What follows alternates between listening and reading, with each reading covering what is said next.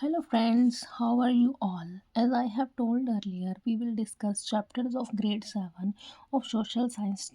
Now, today we will begin with the second chapter of social science, that is our regional kingdom. The rise of the new kings and kingdoms in the early medieval period. There were a large number of regional kingdoms in India. The Pala dynasty dominated eastern India from the middle of the 8th to middle of the 9th century. Means Pala dynasty, that was the most important dynasty of that time, and this is for about 100 years, and it continued its reign time for the 100 years. Pala rulers controlled eastern India, that is Bihar and Bengal. Gopala was the first ruler of the Pala dynasty. The Nalanda University, which was famous for all over Asia, was revived by Pala ruler Dharampala. He also founded the famous Vikramashila University on the banks of the Ganga in the Magda. ये जो Nalanda university and that is another is of Vikramashila University, they both are situated in the Bihar region. Rajput kings from the Gujara Pratihara dynasty dominated western India and the upper Gangetic Valley till the middle of the 10th century. इसमें यही बताया कि कौन सी dynasty कौन से time period में famous थी. The Pratiharas are also called the Gujara Pratihara, probably because their origin was traced traced back to the Gujarat. इनको ये इस नाम से क्यों बुलाया जाता था? Because they were originated from the Gujarat area. Okay. The most powerful ruler and the founder of the Pratihara dynasty was King Bhoja, and the Chahamanas और the Chauhans were another group of the Rajput. ये राजपूत का इनका अलग से group था जिन्होंने Delhi and Ajmer में rule किया. Okay. They fought with the other rulers of the region like the Cholakya of the Gujarat and Prithviraj Chauhan, that were also Rajput, was the most famous ruler of the Chahamana of the Chauhan dynasty.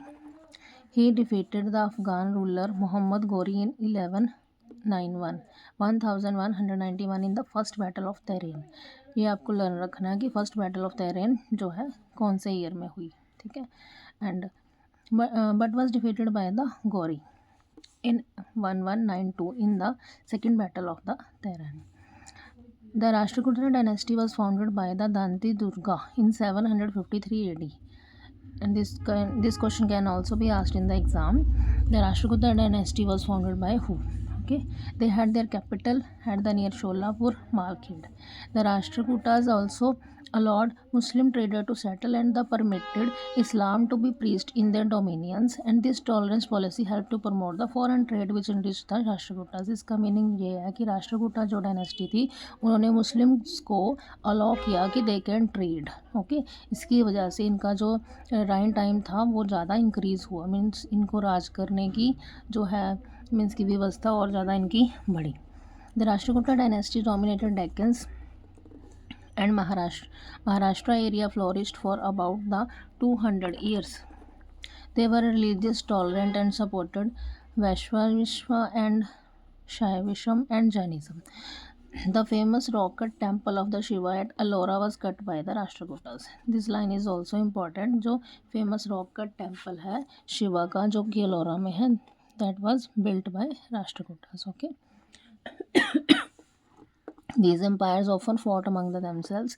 This led to the frequent rise and fall of the various kingdom. और इसी के साथ जो कि काफ़ी dynasty आई और कुछ गई, कुछ न्यू इमर्ज आउट हुई. Okay. Insight. While Prashists were also common during this period, a different kind of literary work was the Raj Tirangani by the Kalhan. This book dealt with the history of the Kashmir. ये आपको question आ सकता है. जो कल्हान ने लिखी थी book राज तिरंगनी, ये किसके बारे में है? ये it tells about the history of the Kashmir. The writer was critical about the rulers and their policy and analyzed their achievement instead of just praising them. And he analyzed each and every perspective. Okay. Some of the new rulers adopted like this the Maharaja Dhiraja, king of the kings, राजाओं का भी राजा, but they often had to share power with their samanthas or subordinates. Okay. जैसे एक post भी can say ना, इसका name था king of Kings जो महाराजा धीराजा था.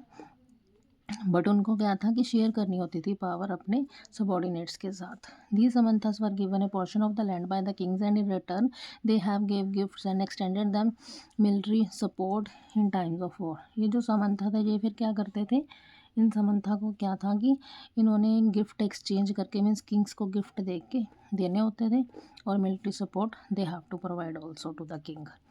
In these states, the kings collected taxes from the peasants, artisans, and traders. The king used in these resources for the maintenance of his army and the construction of the fort and temples. One of the main sources of the information about these new kings and kingdoms were the Prahatsha, Sanskrit word which means in praise for, that is written by the Brahmins. These Prahatshas praise these new kings and glorify their qualities, especially their military achievements. कहने का meaning ये है कि इस time period में fort में ये ऐसे लोग थे जो कि किंग की हमेशा प्रेज करते थे. They praise the king all the time in form of the singing song or reciting the poems etc. Struggle for the Kanauj Triprith's struggle. Since the days of the Harshvardhana, Kanauj was considered the symbol of the power and sovereignty of the northern India. Sovereignty का meaning क्या होता है? The power of the country to control its affairs. जो country की power है अपने सारे काम उसको उसमें कंट्रोल करना. Position which Delhi was acquire later. Control of Kannauj was also employed the control of the fertile upper Gangetic Valley and its rich resources in trade and agriculture. Palas, Pratiharas and Rashtrakuta competed for control over Kannauj. ये जो सभी थे इन्होंने अपना control जो है वो कनौज जो रीजन है उस पर लिया. This struggle is known as history as the ट्राइपेरेट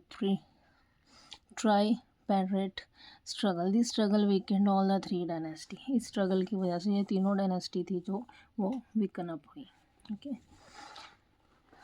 Next, Rajputs were another group which played an important role in the history of the medieval India. The Rajput established kingdom in different part of the northern India. Rajput ने जो भी अपना kingdom था वो northern India में establish किया. The most important these were as the Paramaras of the Malwa, Chauhans of Ajmer, Chandels of the Bundelkhand, Gahadavals of the Kannauj and Cholukyas of Gujarat, Solankis of Rajasthan and Gujarat and Tomar of the Delhi. Okay ये सब की जगह के नाम और जो भी उनको डायनेस्टीज़ के नेम है वो है. You have to learn all this. Most historians believe that the Rajput were the descendants of the Shakas, Kushanas, Huns, Gujrats, and Gonds. These Rajput kingdoms frequently fought among themselves and seldom joined hand together. इसका meaning है जितने भी ये थे ना ये राजपूत की सारी डायनेस्टी थी ये सभी वो आपस में ही लड़ाई झगड़ा करते रहते थे और कभी भी वो इकट्ठे हुए ही नहीं. Okay. The Rajput were organized in different clans. They were brotherhood and equality among the clan members. At the same time, they were busy fighting with the member of the other clans. Means वही बात होगी कि आपस में भी लड़ना और साथ वाली जो वो clan member है उनके साथ भी बस अपनी busy रहना. They always busy with their fight. A lot of resources and energy was wasted. Obviously, बहुत सारा resource बहुत सारी energy waste होती है लड़ाई झगड़े में भी. Most of the Rajput rulers were supporters of the Hinduism, while some patronized Jainism also. The Rajput were considered to be Kshatriyas. They were divided into 3 Bahamas. ये आपको learn करने पड़ेंगे. You have to learn all this. Chandravashmis, Suryavansh and Agnivanshis. Okay. ये है वंशी जो पीछे वाला term है M और यहाँ पे N. Agnivanshis belongs to moons, suns and fires family respectively. Okay. They gave rich donation and the land grants to the temple and Brahmans. The Tomar established the city of the Dhelika and today's Delhi. Meanwhile, other clan also began establishing the new kingdoms. इसमें यही राजपूत के बारे में बताया हुआ और बाकी ये जो डिवीज़न है उसके बारे में बताया हुआ है. तीनों है एक सन को बिलोंग करता है एक मून को and third one is of belongs to the fire. Peninsular India. Pallavas of the Kanchi. The Pallava dynasty ruled part of the modern Andhra Pradesh, Karnataka and Nadu. The Pallavs had their capital at Kanchipuram. They had trade relations with Southeast Asia and China. However, their frequent wars with the Chalukya and the other neighboring power weakened them. The Pallavs ruled declined by the end of the 9th century. पहले तो इन्होंने क्या किया, पल्लव्स ने Tamil Nadu, Andhra Pradesh means की south वाली जो है कर्नाटका, इन पे रूल किया. उनकी जो कैपिटल थी वो कांचीपुरम में थी, एट कांची. उनका ट्रेड रिलेशन सेट हुआ साउथ ईस्ट एशिया में, चाइना के साथ भी हुआ, और धीरे धीरे जो है उनकी डिक्लाइन हो गई है 9th सेंचुरी में. Legends claim that there were 36 Rajput families, and among these Pratiharas, Chahamanas or Chauhan, Solankis and Paramars are the most important. ये नाम अब हमने अर्लियर भी पढ़े हैं इस चैप्टर में. Next we will discuss in the second video.